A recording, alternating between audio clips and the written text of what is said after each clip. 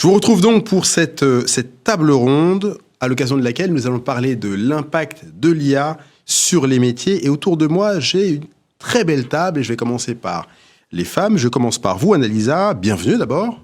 Donc Annalisa de Maestri, vous êtes directrice de l'environnement numérique de production chez Bouygues Immobilier, un spécialiste de la promotion et de la construction immobilière. À côté de vous, Jérôme Marc. Jérôme, bonjour. Bonjour Thomas. Jérôme, vous êtes presque un habitué de notre plateau. Vous êtes Intelligent Automation Senior Sales Engineer chez Tungsten Automation, une entreprise qu'on connaissait autrefois sous le nom de Cofax, qui est un spécialiste de l'automatisation intelligente. En face de vous, Jamel Mostefa. Jamel, bonjour. Bonjour Thomas. Merci d'avoir répondu à notre invitation, malgré la matinée chargée. Avec plaisir. Vous êtes Head of Data chez ADO Service, la maison mère notamment de Leroy Merlin et de Saint-Maclou. Et sur votre gauche, il y a également Axel Sipel. Axel, bonjour. Bonjour Thomas. Axel, vous êtes Head of AI Project chez LCL, la banque qu'on ne présente plus. Il y a, vous l'avez probablement entendu, beaucoup de choses qu'on a déjà abordées. Et ce que je voudrais comprendre avec vous, et ce que les auditeurs certainement voudraient comprendre avec vous, c'est les cas d'usage aujourd'hui, la manière très concrète d'aborder l'IA. Et une première question pour vous, Axel.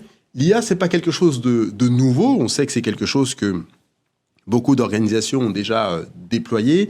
Comment est-ce que vous abordez ces technologies et qu'est-ce qui a changé en fait par rapport à votre vision d'antan, j'ai presque envie de dire? Je vois. Écoutez, j'ai envie de vous répondre d'une manière qui pourrait paraître un peu provocante, mais en fait, l'arrivée de l'IA générative, alors provocante mais représentative de la réalité, je vous rassure, l'arrivée de l'IA générative n'a rien changé dans notre équipe. C'est une équipe qui est créée depuis 2018 et qui a pour but de développer des solutions à base d'intelligence artificielle pour répondre aux besoins métiers de nos directions. Donc on traite des données dites non structurées essentiellement, autrement dit des images, des textes, pour faire de la classification, de l'extraction d'informations et qui permettent d'automatiser les processus. Alors, l'arrivée de l'IA générative, si on veut quand même dire que ça a changé quelque chose, c'est qu'en fait, avant on avait beaucoup de travail et maintenant on en a encore plus.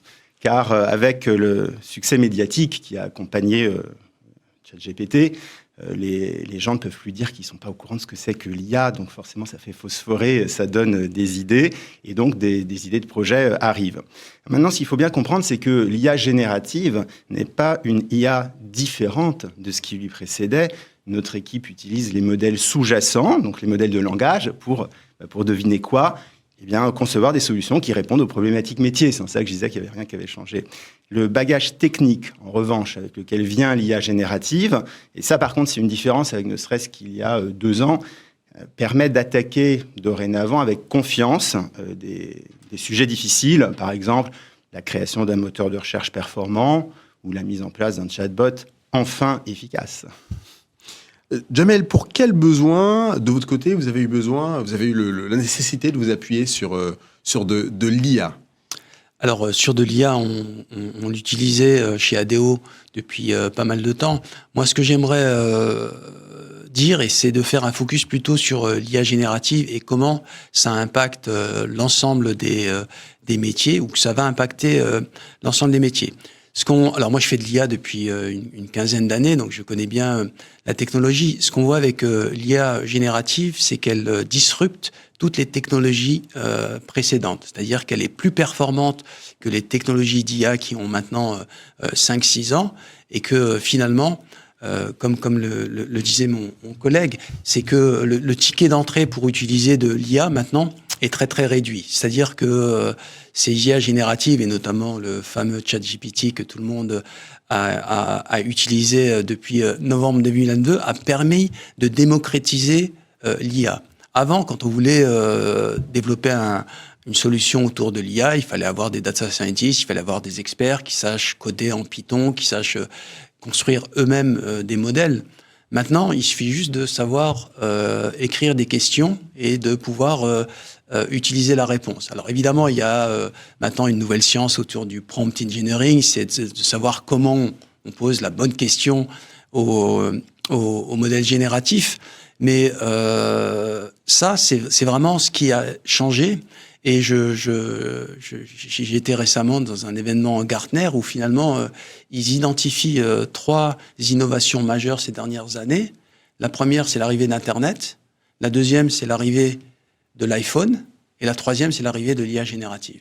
C'est pour dire à quel point cette technologie est disruptive, et notamment par rapport aux technologies d'IA précédentes, parce que on peut l'utiliser dans tous les métiers. Et du coup, chez ADO, il y a beaucoup de demandes. Le challenge, c'est comment on cadre ces demandes et comment on avance sur des cas d'usage concrets. Je ne sais pas si on aura l'occasion d'en revenir. D'accord, on aura peut-être le temps. Mais je veux dire, ça va impacter tout le monde.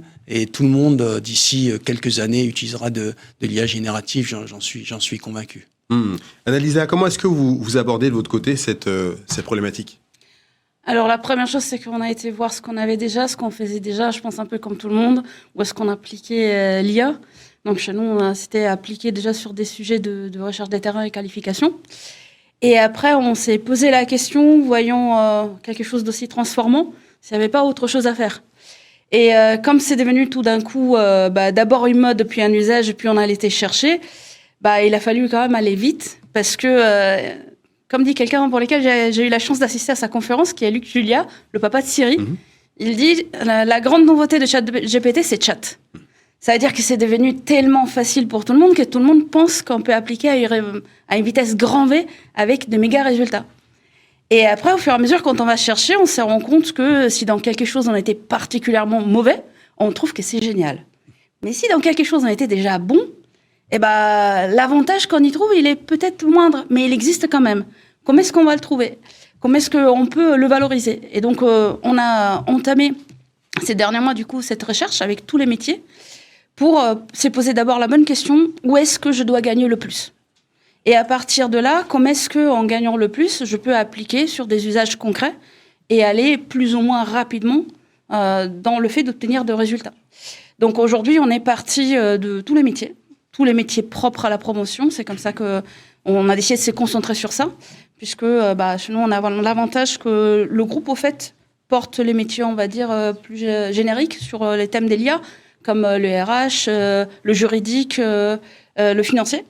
Et chacun des métiers du groupe, donc la promotion, doit porter ses métiers de promotion vers l'IA. Et donc là, on a analysé développement foncier, au commerce, au marketing, jusqu'à l'application production. Donc chez nous, l'application dans la production, c'est de la conception, réalisation d'ouvrages et services après-vente.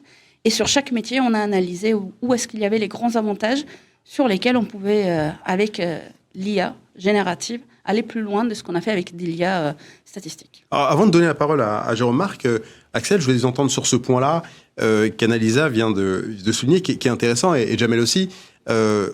Aujourd'hui, je crois que c'était Benoît Roupert de Meilleurtaux qui disait tout à l'heure que l'IA est très utile, notamment pour former. C'est-à-dire que les jeunes personnes qui arrivaient, enfin les jeunes, pas moins jeunes d'ailleurs, mais les nouveaux recrutés chez Meilleurtaux avaient beaucoup plus besoin de l'IA que ceux qui étaient chez Meilleurtaux depuis très longtemps, qui avaient déjà un niveau de connaissance qui était suffisamment élevé. Est-ce que vous avez eu l'un et l'autre des discussions avec des gens qui vous disaient, moi, finalement, l'IA générative, dans des cas bien spécifiques, que je connais bien depuis plusieurs années, en fait, elle ne m'apporte pas grand-chose. Mais de l'autre côté, pour des gens fraîchement arrivés, des jeunes ingénieurs, ainsi de suite, on retrouve peut-être des besoins qui sont... on trouve peut-être des réponses. Jamel et puis Axel. Alors, il y a une appétence qu'ont évidemment les profils plus jeunes sur de l'IA. Moi, je le vois régulièrement, c'est-à-dire que les gens veulent travailler sur de l'IA, et donc c'est naturel, je dirais naturellement que les profils plus juniors ont une appétence sur l'IA. Après, on le voit aussi sur les profils seniors qui, eux, évidemment, ont déjà un background, je dirais, métier, une expertise métier assez importante et qui sont peut-être moins appétents à ces solutions. Ce qu'on voit est, par exemple, nous, on a déployé GitHub Copilot, qui est la solution d'IA générative qui permet d'aider les développeurs à coder plus rapidement. on voit quand même un gain d'efficacité de l'ordre de 30%. C'est-à-dire que sur une journée de 8 heures, finalement, un développeur, il va gagner 1 à 2 heures pour faire d'autres choses et l'aider. Donc on voit quand même une appétence importante sur la partie IA, sur des profils juniors. Après, évidemment, sur les profils seniors, ils ont des process qui sont, ils ont l'habitude de travailler avec d'autres process. Donc du coup, l'IA est un peu disruptive par rapport à leur process métier habituel. Habituel, voilà.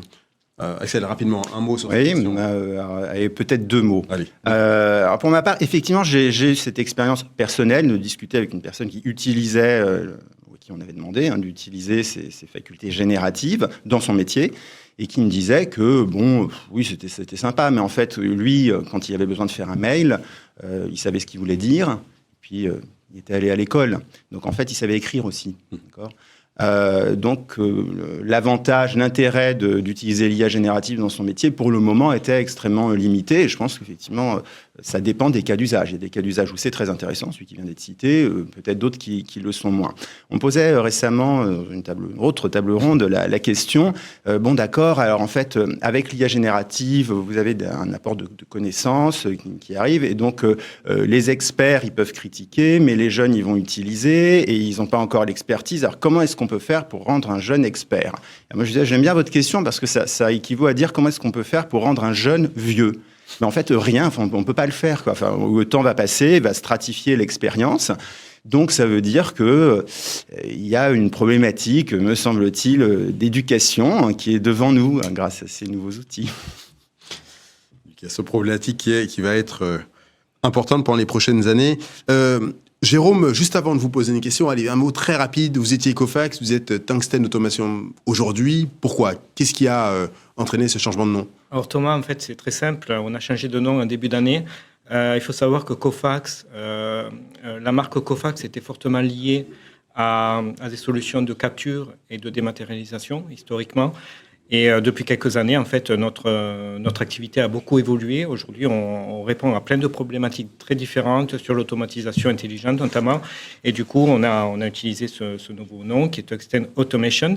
Alors, pourquoi tungstène ? Tungstène, c'est un matériau qui est très résistant, donc qui est bien connu. Et en fait, ça illustre le fait qu'on est attaché à fournir des solutions solides auprès de nos clients. Donc, Tungsten Automation aujourd'hui. D'accord. Mais justement, ces clients, lorsqu'on parle de l'IA, on a déjà autour de la table pas mal d'expertises différentes. Que vous demandent vos clients et qu'est-ce qu'ils vous disent justement sur ces technologies, ce qu'elles peuvent leur apporter, qu'est-ce qu'ils attendent de vous ? Alors, ils ont beaucoup d'attentes, clairement, et le sujet revient systématiquement, en fait.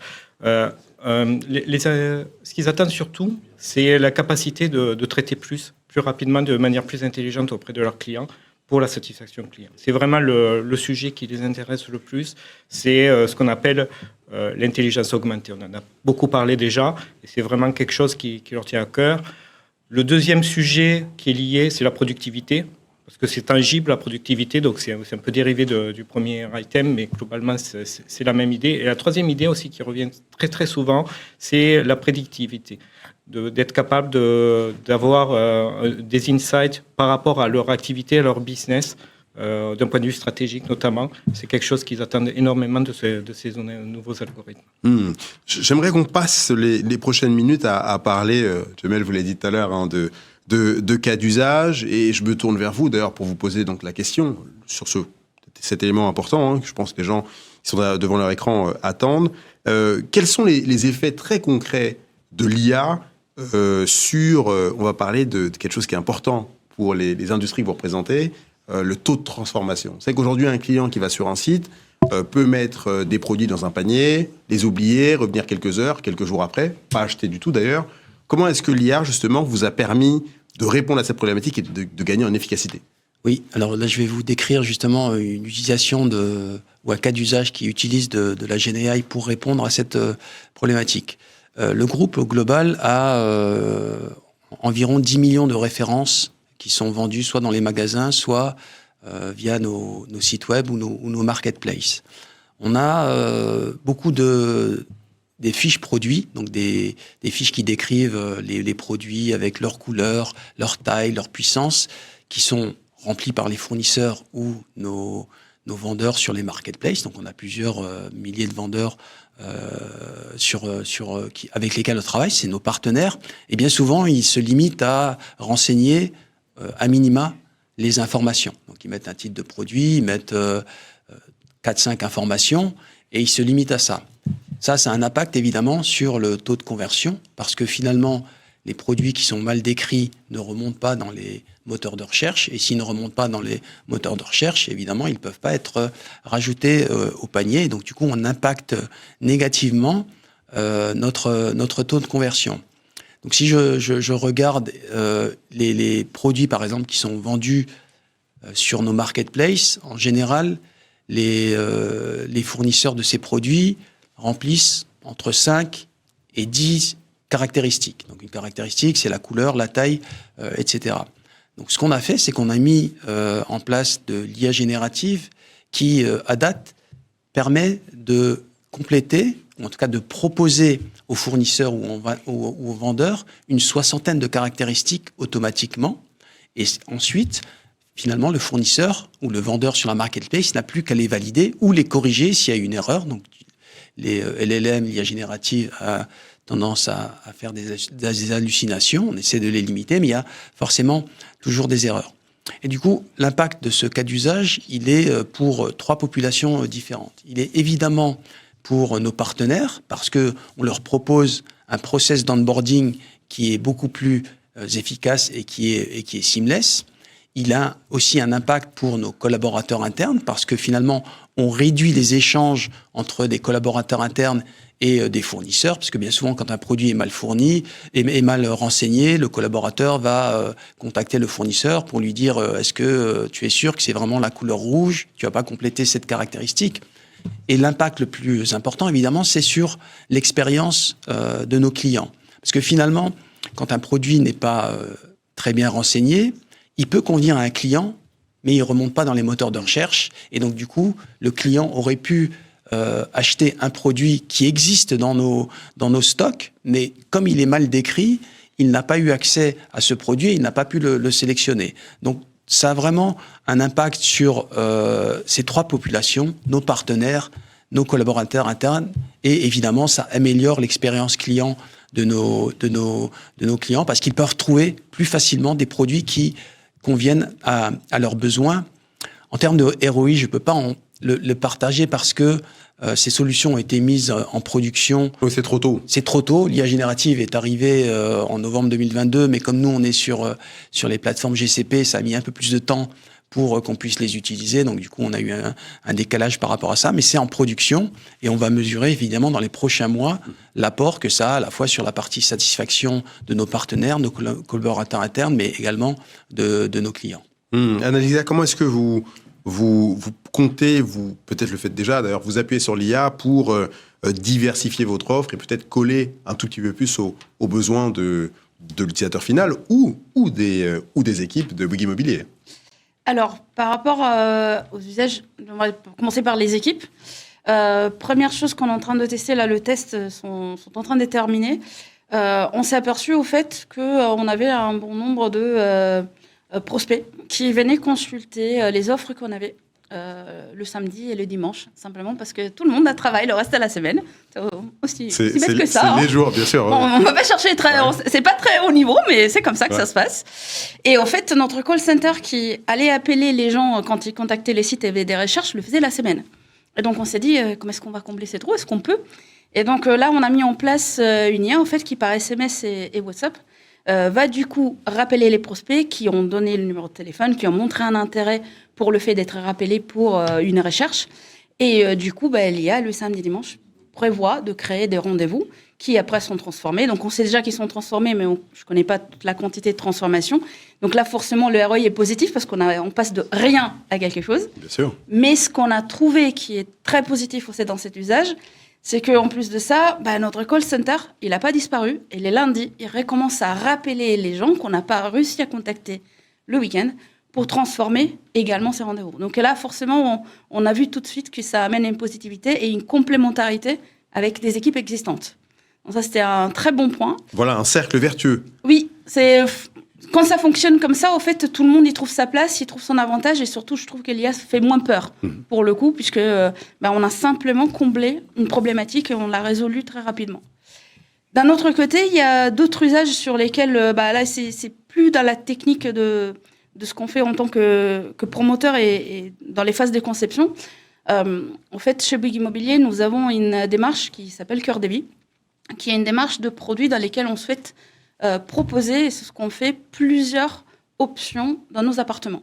Par exemple, aujourd'hui, on est dans un appartement avec un grand salon. On peut proposer en plus d'ajouter un espace pour le télétravail, changer la taille de la chambre, ajouter des armoires. Et toutes ces options, en fait, on les a conçues avec une méthodologie industrielle. Je m'explique. Nous vendons des appartements, pas de salles de bain. Donc, on n'a pas des camions avec des salles de bain préfabriquées qui arrivent. C'est pas ça notre industrialisation. C'est vraiment la méthode avec laquelle on le fait. Et quand on met en place tout ça, on se rend rapidement compte qu'on a besoin d'analyser des trajectoires sur nos projets pour voir si elles respectent cette démarche, si on est bien en train d'intégrer toutes les propositions qui pourraient donc amener à nos clients la promesse, notre engagement, et qui permettent du coup à nos clients de choisir sur un appartement 40 options différentes dans le même appartement. Pour faire ça, du coup, on a mis en place une IA qui, elle travaille sur de la géométrie. Donc, elle est peut-être moins waouh dans l'approche. Tout le monde n'est pas en train de prompter une phrase pour qu'elle y réponde. En fait, on lui envoie une maquette numérique 3D. Et cette IA, en fait, elle va analyser les contours géométriques de cette maquette pour nous dire, dans des moments dans lesquels le projet est très en amont, où il y a très peu d'informations, cette IA, elle nous dit, vous êtes dans la bonne trajectoire de projet, vous êtes en train de respecter les prochains pas du projet. Et donc là, une fois de plus, on n'avait pas cet outil avant. Donc, les personnes étaient obligées de faire cette vérification à la main. En faisant cette vérification à la main sur des centaines de projets par an, c'est normal, c'est des vérifications ponctuelles et pas exhaustives. Et aujourd'hui, avec cette IA, les vérifications sont exhaustives. Donc, l'ROI est passé de « je fais quelques fois » à « c'est systématique ». Et donc, en termes de qualité, en termes de vérification et suivi, ça ne peut apporter que de résultats positifs de l'appliquer de cette façon. C'est intéressant, on va entendre Axel dans quelques minutes, mais Jérôme, lorsqu'on regarde déjà ces deux exemples-là, ce qui, en tout cas, saute aux yeux, c'est que, et Anaïsia vient de le dire, c'est qu'on n'est pas sur des cas d'usage, vous le disiez, waouh, extraordinaires. On est sur des cas très précis, des besoins métiers. Vous n'êtes pas en train de réinventer la roue, de réinventer une application particulière, de créer une salle de bain à partir de zéro, et ainsi de suite. Pardon. Excusez-moi. Est-ce que c'est ça aussi l'IA générative notamment? Est-ce que c'est le fait de faciliter un usage qui est déjà installé? Est-ce que c'est ça finalement? Est-ce que c'est pas les gens imaginent à chaque fois l'IA qui va absolument tout casser alors que ce sont peut-être les cas d'usage les plus simples qui doivent être transformés finalement? Je dirais que c'est aussi ça l'IA. L'IA, c'est un sujet qui est très vaste. Et pour ce qui nous concerne, en tout cas, c'est ce qu'on rencontre souvent auprès de nos clients. Je pense que le cas d'usage qu'on rencontre le plus, c'est en fait l'utilisation en back-office avec effectivement de l'aide à la décision, une accélération des processus, comme le disait à l'instant, le fait d'avoir une meilleure exhaustivité au niveau des traitements. Donc ça, c'est vraiment quelque chose qu'on retrouve. Et la vocation de Tungsten, en fait, on n'est pas fournisseur d'IA chez Tungsten. On utilise des IA, on utilise celles de Microsoft, d'OpenAI. Tout ce qu'on fait, c'est qu'on met à disposition l'IA dans un contexte métier. Donc, on apporte cette facilité-là. On canalise l'information vers l'IA. On travaille sur les prompts pour cadrer les demandes. On a la possibilité aussi d'utiliser du coup les LLM qui sont déjà créés par ailleurs, de les réutiliser en l'état, ce qui permet d'avoir une fluidité au niveau des clients. Donc, on est un facilitateur. On se positionne en facilitateur par rapport à ça. Et les cas d'usage qu'on voit le plus, concrètement, ça va être, par exemple, on parlait d'onboarding, on peut parler du KYC aussi, c'est-à-dire des process qui visent à faire des vérifications nécessaires lorsqu'on fait un partenariat avec un client ou un fournisseur, s'assurer que la relation ne va pas mettre en péril la compagnie d'un point de vue financier, par exemple. Donc, ce type de contrôle, on peut le faire effectivement avec des algorithmes prévisibles, des contrôles de fichiers, mais aussi on peut utiliser des IA génératives pour tout ce qui est moins tangible, pour évaluer des choses qui sont difficiles à interpréter naturellement par les systèmes. On a aussi des cas d'usage plus orientés données. Donc, lorsque vous traitez des dossiers complexes, par exemple des contrats. Les contrats, c'est très compliqué, il y a beaucoup de pages, les termes sont complexes. Ce qui est pratique pour les personnes du légal, c'est d'avoir un résumé, connaître les parties, les clauses importantes, les clauses qui peuvent être en conflit. Donc, ce genre de facilité, c'est très important aussi pour le métier parce que ça leur permet d'aller plus vite et puis, en plus, ça augmente leur taux leur performance. Ils peuvent détecter des choses que peut-être, naturellement, ils ne verraient même pas par eux-mêmes. Donc, ça, c'est vraiment important. Et juste pour être complet, après j'aurai fini. Il y a un autre cas d'usage qui est aussi demandé, c'est dans la perspective du no-code. Aujourd'hui, les citizen développeurs sont très présents sur les outils qu'on vend et globalement sur tout ce qui est digital. Confirmé, hein. Oui. Et donc, en fait, ça permet d'aller plus loin parce qu'en fait, les IA génératives permettent de générer du code, tout simplement des applications. Ça peut être utile pour aller plus vite, mais ça peut être aussi un bon démarrage pour du prototypage, pour du POC, pour aller être plus performant, en fait, globalement, dans l'activité. Jérôme parlait de performance. Qu'est-ce que ça change, justement, l'IA générative pour les conseillers de l'LCL, Axel ?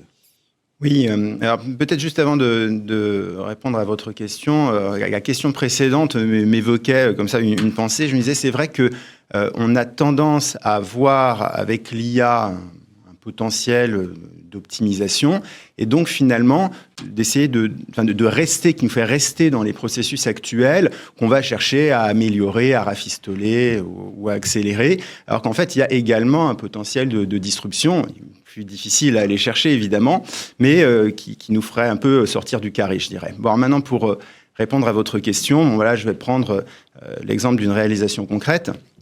Alors, on a mis en place chez nous, très peu de temps après la sortie de ces nouveaux outils, ces nouveaux atouts technologiques, on va dire, un assistant qui est en test très large et qui va constituer en quelque sorte la première brique du conseiller augmenté. Alors, c'est intégré au sein de la messagerie sécurisée, donc qui permet qu'on met à disposition des clients pour communiquer avec eux de manière sécurisée, et qui comporte maintenant un assistant rédactionnel qui permet de prendre un message client et de rédiger une réponse sur la base du prompt d'un conseiller. Par exemple, j'en sais rien, vous recevez un email et le conseiller va taper comme consigne, répond que j'ai traité la partie assurance la semaine dernière et que pour l'autre point, je m'en occupe et je lui réponds la semaine prochaine. Et en fait, l'assistant va rédiger un mail complet qui tient compte des codes de communication de LCL dont on veut user pour parler avec les clients et que le conseiller pourra modifier en cas de besoin parce que c'est lui qui garde la main. À chaque instant, l'assistant n'envoie bien entendu aucun message automatique. C'est le conseiller qui seul est habilité à valider la communication. Alors, pour les conseillers, c'est évidemment un gain de temps qui leur permet de se consacrer à ce qui compte vraiment pour la satisfaction client, c'est-à-dire une réponse de qualité, précise, rapide, simple et une plus-value apportée grâce à l'expertise qui vient du temps retrouvé, à ne pas faire des tâches qui prennent beaucoup de temps, mais qui en fait n'ont pas de valeur ajoutée pour le client. Alors moi, pour ma part, j'ai toujours considéré que l'usage des technologies, en fait, il est bon, au sens éthique, je dirais, du terme, s'il sert l'ensemble des personnes. Si ça ne crée pas des asymétries monstrueuses. Et donc là, on voit déjà tout le potentiel évolutif de ce type de produit parce que on pourrait imaginer qu'il puisse être couplé avec un moteur de recherche qui irait taper, si j'ose dire, directement dans la base de connaissances de la banque et qui permettrait d'apporter une réponse ultra précise, très ciblée, correcte, bien entendu, sur l'ensemble des thématiques, puisque la base de connaissances comprend l'ensemble des processus et des procédures de la banque.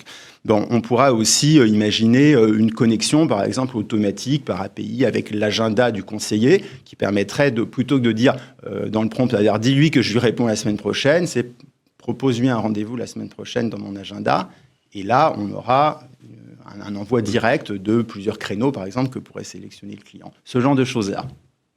Ce qui est intéressant, là, depuis... il y a beaucoup de choses qui sont intéressantes, c'est que vous excluez, en tout cas, toute toutes les personnes qui étaient sur ce plateau, et vous êtes encore des exemples, vous excluez, j'ai l'impression, tout système autonome. Est-ce que c'est quelque chose que vous n'envisagez même pas de déployer ou de faire déployer dans l'entreprise? Parce qu'aujourd'hui, des bots, pas forcément avec de l'IA qui répondent tout seuls, il y en a tous les jours. Quand je vais sur des sites, je tape 2 fois, oui, voilà, est-ce que vous vouliez telle réponse, tel jour, tel produit, et ainsi de suite. On a des bots autonomes qui existent déjà aujourd'hui.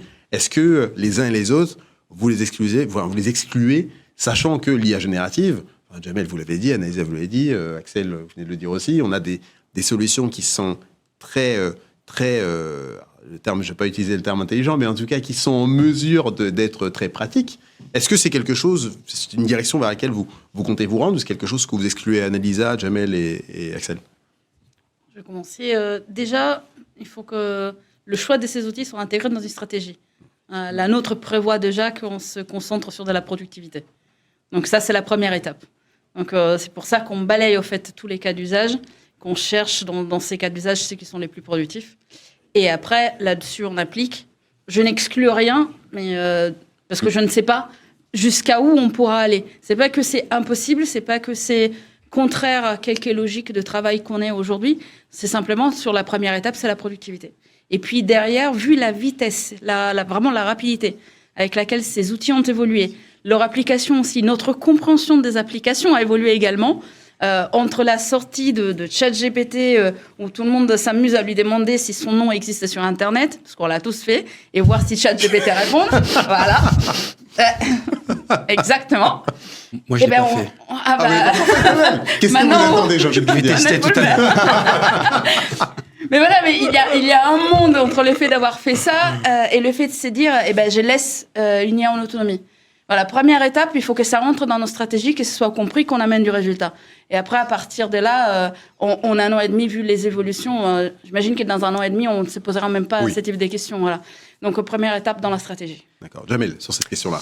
Alors, il faut prendre en considération que l'IA générative est très très jeune et qu'on a très très peu de retour d'expérience sur ces solutions. Je ne vais pas parler des problèmes d'éthique, de transparence, etc.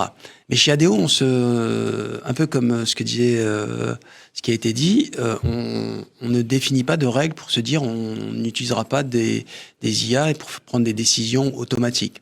Si je reprends mon cas d'usage là sur l'enrichissement des fiches produits avec des attributs, il y a des attributs qui sont moins sensibles que d'autres. La couleur, c'est pas un attribut qui est tellement sensible. Si on a prédit qu'un produit est orange alors qu'il est rouge, ça n'a pas vraiment d'impact. Donc ça, c'est par exemple quelque chose qu'on pourrait traiter automatiquement.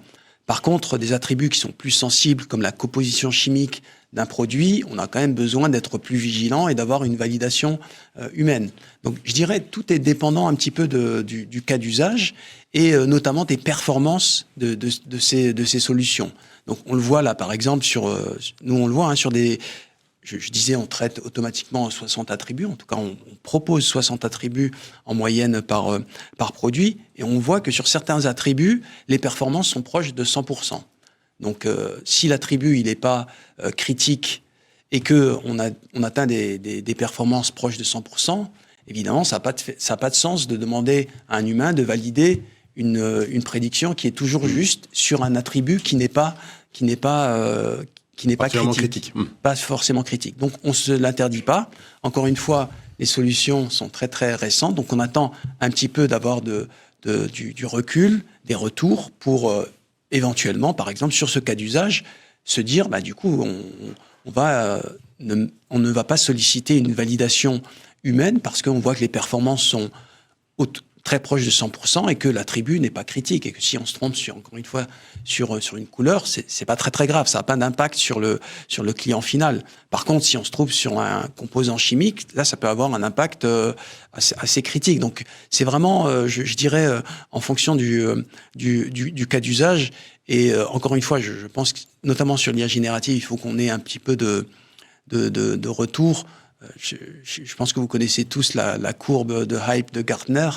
Gartner dit qu'on est toujours dans le plateau haut d'expectation et que ça va redescendre et qu'après on aura le plateau de production. Mais ce qui est intéressant, c'est que cette courbe hype, en général, elle dure entre 5 et 10 ans.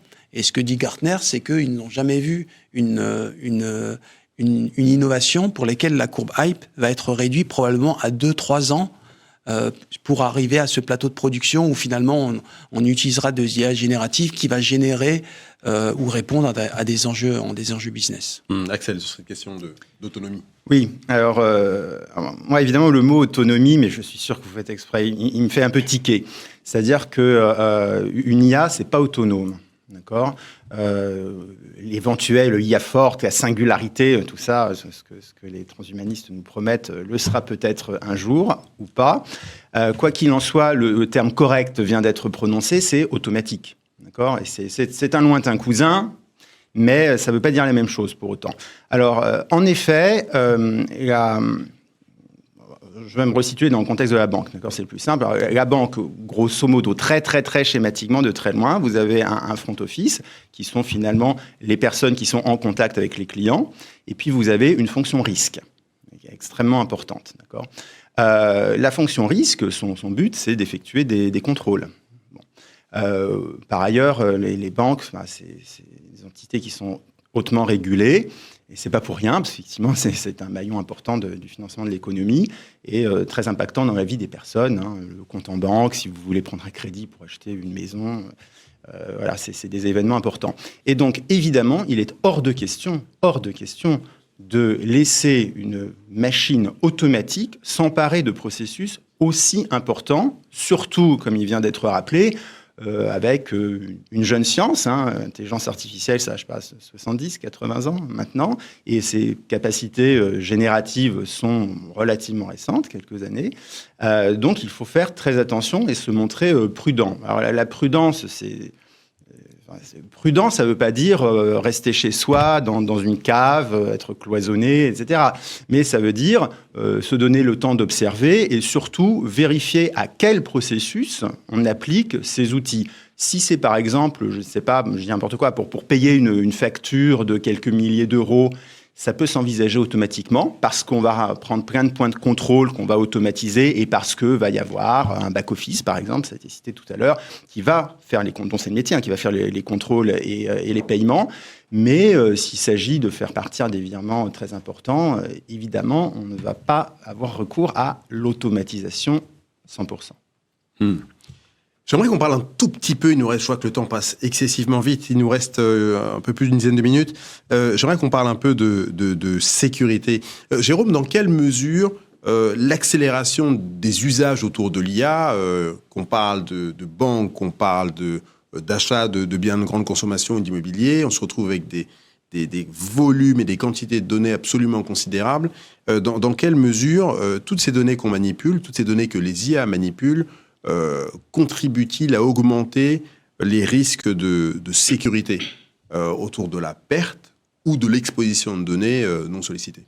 Alors, c'est un vaste sujet. Et on a peu de temps. Combien? Parce qu'il y a encore beaucoup de questions. Je vais essayer d'être rapide. Alors.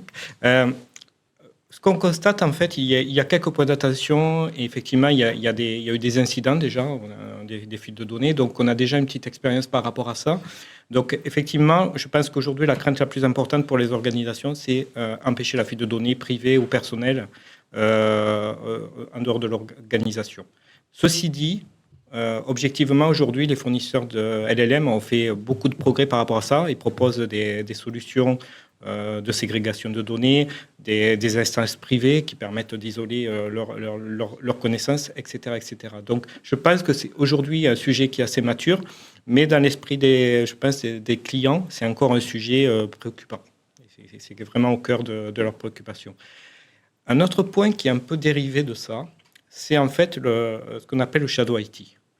Le shadow IT, je ne sais pas ce que vous savez ce que c'est. C'est en fait lorsque des métiers utilisent des systèmes informatiques qui ne sont pas catalogués, qui ne sont pas maintenus par l'organisation pour supporter leur processus. Alors beaucoup d'organisations vivent ça. Parfois, ce n'est même pas identifié. Le problème, c'est que ça fonctionne bien aujourd'hui, le lendemain, on ne sait pas.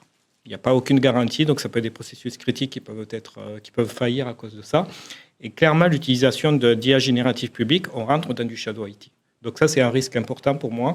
C'est-à-dire que ChatGPT, il y a eu, je crois, il y a une semaine, il y a eu une mise à jour et le système, il hallucinait complètement.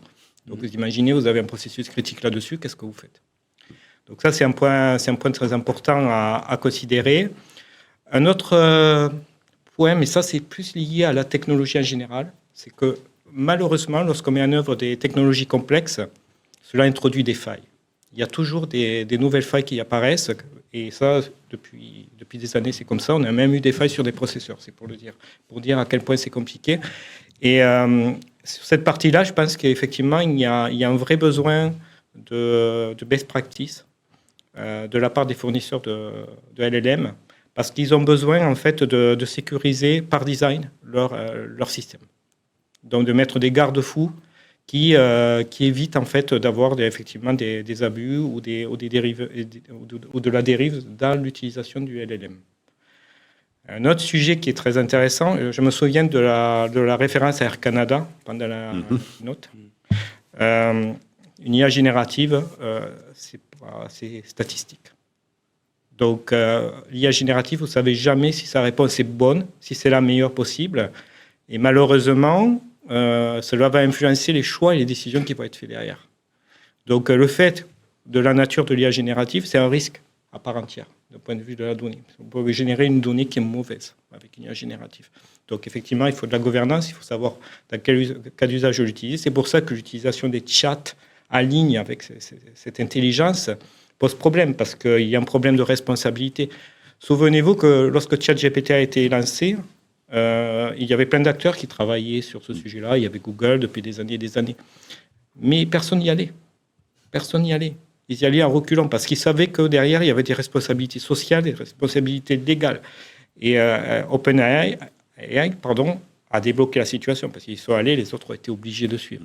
Mais la responsabilité légale, je pense, est un frein important à haut niveau dans les entreprises aujourd'hui pour ouvrir les vannes et mettre ça à disposition.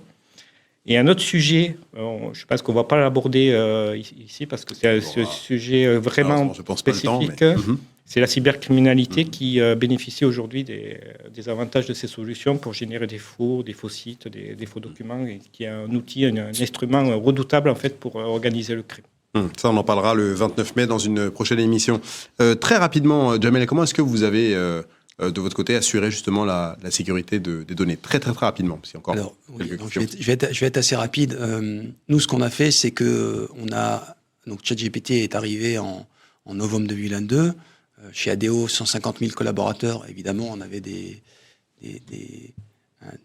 sujets autour du shadow IT, c'est-à-dire que sur 150 000 collaborateurs, on ne peut pas les empêcher de tester la technologie parce que ChatGPT a fait un tel buzz. Donc, ce qu'on a fait très, très rapidement, parce qu'on voyait que les conditions d'utilisation de ChatGPT n'étaient pas compliantes avec les règles d'ADO, c'est-à-dire qu'au début, il s'autorisait à utiliser vos prompts pour réentraîner son modèle, ce qui veut dire qu'évidemment, il peut refournir des informations critiques de la société si vous les fournissez sous forme de prompt à d'autres personnes. Donc, du coup, on a identifié très, très rapidement une faille importante à l'utilisation de ChatGPT. Donc, ce qu'on a fait, c'est qu'on a mis très rapidement des règles à destination de l'ensemble des collaborateurs pour dire ChatGPT, pour l'instant, il n'est pas compliant, on ne peut pas l'utiliser avec des données professionnelles. Donc ça marche un temps, mais ce qu'on a fait, c'est qu'on a proposé des solutions alternatives pour que les gens puissent quand même utiliser et s'acculturer à l'IA générative. Donc chez nous, ça a été assez simple parce que nous, on est 100% sur le cloud Google, on est 100% sur la GCP, qui assure déjà un niveau de sécurité qui est compliant par rapport à nos besoins. Et du coup, on a attendu, ça a duré quand même 8-9 mois, que Google mette en place des équivalents de ChatGPT au sein du cloud de la GCP pour qu'on puisse l'utiliser. Et donc, du coup, les cas d'usage que je décrivais qui utilisent de l'IA générative utilisent une IA générative qui est sécurisée, qui est fournie par Google, parce qu'on ne voulait pas se risquer à utiliser quelque chose dans lequel on n'a pas la maîtrise sur la partie sécurité, sur le fait qu'ils s'autorisent ou pas à réutiliser vos données pour l'entraînement, alors qu'avec Google, on avait, comme on travaille avec Google depuis plusieurs années, on avait cette certitude que finalement les services qu'ils proposaient, même s'ils sont un peu moins performants que les derniers LLM d'OpenAI. D'ailleurs, il y a une question de savoir, effectivement, est-ce qu'on a vraiment besoin d'utiliser la Rolls-Royce des LLM pour faire de la classification de mails? Je me pose toujours la question. Je peux répondre à peu près rapidement. Voilà. Rapidement. Donc, du coup, la réponse, c'est qu'on a attendu que Google mette en place des IA génératives sécurisées dans les environnements avec lesquels on a l'habitude de travailler. Analysez rapidement, comment est-ce que vous avez répondu à cette problématique autour de la sécurité de la donnée? Assez rapidement. On a eu à peu près la même démarche. C'est une démarche qui est descendue niveau par niveau avec la compréhension aussi de ce qu'on pouvait en faire. Tout le monde voulant tester, il a fallu vraiment très rapidement qu'on dise à tous les collaborateurs ce que c'était, comment est-ce qu'ils pouvaient